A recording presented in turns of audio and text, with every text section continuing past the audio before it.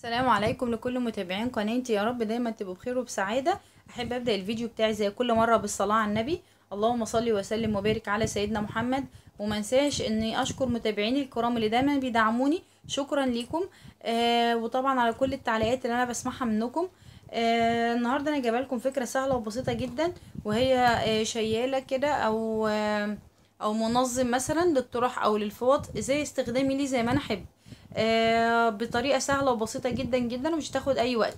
بس قبل ما ابدا الفيديو بتاعي، طبعا اتمنى الناس الجديده تعمل اشتراك في القناه او سبسكرايب، واتمنى طبعا ان انتوا تعملوا اعجاب للفيديو، وان انتوا تفعلوا رمز الجرس. مهم جدا للناس الجديده والناس اللي معايا المشتركين، عشان يوصلكم كل جديد الفيديوهات. ويلا نبدا الفيديو بتاعنا النهارده. انا جايبه احنا استخدمنا من ده قبل كده في الفيديوهات اللي فاتت، سلك الكهرباء، الخرطوم بتاع سلك الكهرباء اللي المفروض يعني لما نيجي نعمل بقى الشقه بنستخدمه في الحيطه، بيتحط فيه الكهرباء بتاع كهرباء الشقه. تمام، بلاستيك عادي اهو، رخيص جدا على فكره، مش غالي. انا كنت جايبه المتر تقريبا 4 جنيه ولا حاجه، وعملت منه حاجات كتير جدا اللي فات على القناه، والحاجات ولسه فاضل، شايفين فاضل فيه كتير جدا اهو. انا هبدا اعمل ايه. انا جبت ده، قصيت منه جزء الصغير اللي انتوا شايفينه دوت، وجبت معايا سلك لف المواتير. ايه سلك لف المواتير؟ انا قلته قبل كده برضو، ده انا بجيبه من عند اي حد بيبيع، اهو شايفين سلك العادي زي سلك السلوك اللي هي بتاعه الكهرباء برضو. احنا هنكهرب الفيديو النهارده. ده هنا كده سلك يعني بسم الله نسيت. السلك ده بجيبه من عند اي حد بتاع مواتير، يعني اللي هو بيصلح الخلاط والحاجات بتاعه التلاجة، المواتير بتاعه التلاجة وكده، بيبقى عنده السلك ده. انا بروح اجيب منه المتر اللي انا عايزاه، في منه الوان وفي منه اشكال وفي منه احجام. بلاقي اقل حاجه، يعني ما برضو الحاجات دي ما بتبقى حاجات تافهه خالص، لما تروح عند راجل يدالك ببلاش. تمام كده. هبدا ادخلها من هنا في السلك ده بالشكل ده اهو.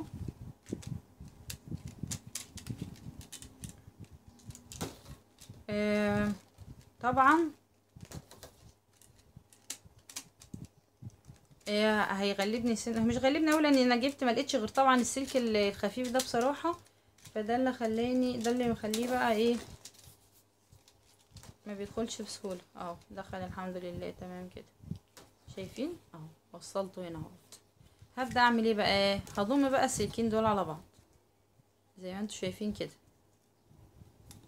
اهو. هقفلهم جامد، هقرط عليهم جامد، لان انا كل ما اقرط عليهم هيديني الدوران اللي انا عايزاه في قلب في قلب السلك ده اهو. شايفين اهو. بصوا بقى، ده ممكن اسيبه كده، ممكن اديله شكل مدور كده، يعني انا بتحكم في الدوران بتاعه ده بالسلك ده. انا خليته، طب ما انا كان ممكن اعمله بستان مثلا، او كان يعني باي قماش باي خيوط. ده اولا هيستحمل، ثانيا هيديني هنا الدوار اللي انا عايزاه مدور، عايزاه الشكل البيضاوي ده، عايزاه زي ما انا عايزه. تمام. هبدا اعمل ايه بعد كده بقى. انا بالنسبه لي كده الجزء ده خلص، يعني ده الاهم، ده اللي انا هشتغل عليه. هبدا ازينه بقى زي ما انا عايزه، ازينه بستان اللون اللي انا عايزاه براحتي، ازينه بسترس برضو براحتي. عندي قماشات معينه زي ما انا عملتها في الشياله كده، ابدا الف عليها براحتي برضو، دي حاجه ترجع لي. بس انا عملت ديت بغرض ان إيه اعملها حاجه مختلفه شويه بالاسترس ده، عشان هو بيلمع، بحيث ينفع مع العرايس، او يعني معظم العرايس اكيد هيستخدموا، هيحبوا الحاجات الجديده اللي زي كده.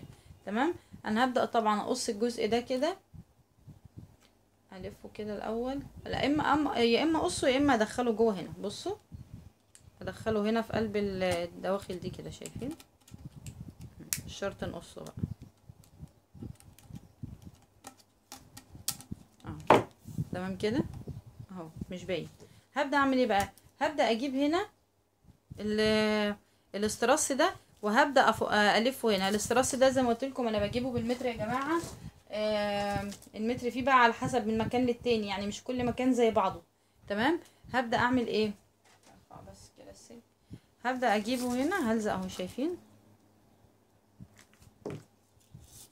حاجه ما تكلفتش اي حاجه. هي يعني هقص طبعا. بصوا ده بيبقى بالمتر، بيبقى 10 شرايط جنب بعض كده او 20 شريط من دولت. فانا هبدا الفه كده، هقص منه اتنينات وابدا الفه كده اهو زي ما انتوا شايفين. هستخدم اللون اللي انا عايزاه والشكل اللي انا عايزاه زي ما انا قلت. ديت في الاول وفي الاخر دايما اقول ان انا اعمل ديكور الحاجه بعد ما اخلصها. انا بديك الفكره الاساس، والديكور بقى انت تبداي تعمليه على ذوقك. كل واحد له ذوقه في الحاجات دي. تمام كده اهو. هبدا الفه. اما بيتلف بقى هيدي منظر حلو قوي يعني. اما بيتعمل كله بيدي منظر رائع بصراحه،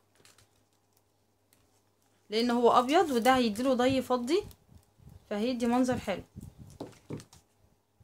هعمل بقى من ديت من الدوران ده 2 أو 3 زي ما انا عايزه. يعني عايزه اعمل 3 ادوار، عايزه اعمل 4. انا هوريك الفكره وابداي نفذي بقى. تمام. انا هكمل دي للنهايه وهرجع لكم تاني. زي ما انتوا شايفين كده انا عملت 2 وخلصتهم اهم. ممكن اعمل مقاس كبير ومقاس صغير، ممكن اعمل 3 مقاسات مختلفه، دي حاجه ترجع لي برضو. هبدا اعمل ايه؟ انا عايزه اعملها شياله كده. بصوا يعني يتحط هنا جزء، انا هبقى اوريكم بعد ما اخلص. من هنا حاجه ومن هنا حاجه للطرح مثلا. ماشي. انا هبدا بس اجيب مثلا شريط ستان. انا حطيته فين بقى؟ ايه شريط الستان؟ لا مش الستان، انا ما قلتش الستان، انا هجيب الاسترس ده. ماشي. هجيب الاسترس كده وهبدا اعمله من هنا. هلزق ديت الاول مع اول واحده كده، الزقها كويس جدا اهو. ماشي اهو كده.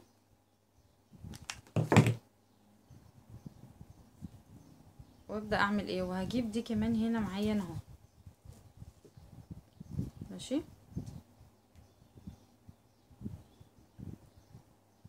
اقصرها او اطولها؟ لا خليها نقصرها سنه او خليها كده عشان يبقى الطول ده كويس. شايفين يعني تبقى كده الطول ده يعتبر معقول يعني. ماشي. وهلزقها هنا تاني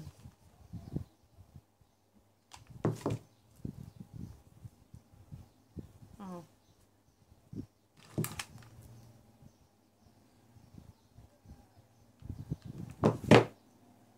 كده ماشي.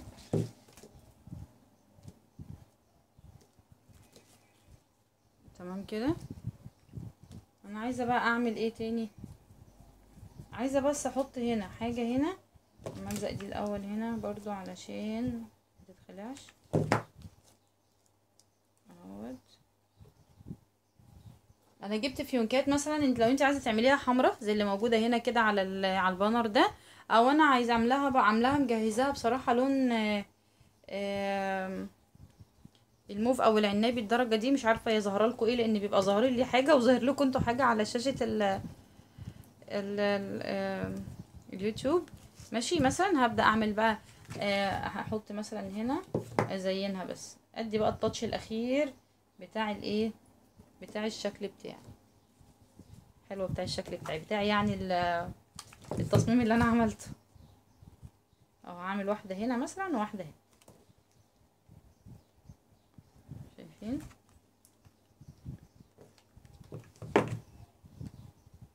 حاجه صغيره تانية انا نسيت اعمل لها بقى ايه، علقه من فوق من هنا كده. ممكن اجيب جزء من ده كده صغير هنا برضو اعملها عشان لو انا عايزه اعلقها على شماعه او انا عايزه اعلقها على في الدولاب مثلا. ماشي اهو. هعملها برضو من هنا. شايفين الجزء ده كده يا دوبك هعمل لها من هنا كده من فوق.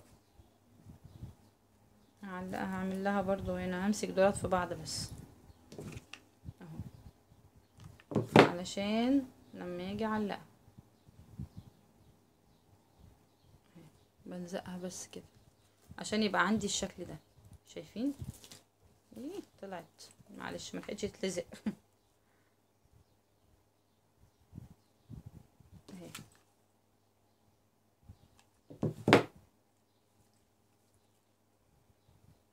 خلاص كده تمام. ماشي. فكرة سهلة وبسيطة ورائعة ومدية شياكة وشكلها جميل خالص. انا بقى هوريها لكم والحاجه متعلقه عليها، انتظروا معايا. زي ما انتم شايفين كده هي هتتعلق من فوق. انا طبعا انا عشان هنا مش مكانها، بس انا بوريكم عشان تبقى الحيطه واضحه وراها شويه. انا علقت جزء هنا على اول واحده اهو، شايفين ورا وقدام اهو. هنا شالت هنا دي طرح، شايفين هنا جزء وهنا جزء. انا عايزه ابدلها مثلا، اخليها بدل ما هي تبقى طرح مثلا اخليها في وط مثلا. دي حاجه ترجع لي بقى في الاول وفي الاخر. شايفين مديها منظر جميل ورائع، وبصراحه عجبني جدا. طبعا اتمنى الفيديو يكون عجبكم. طبعا لايك وشير للفيديو، وشكرا ليكم.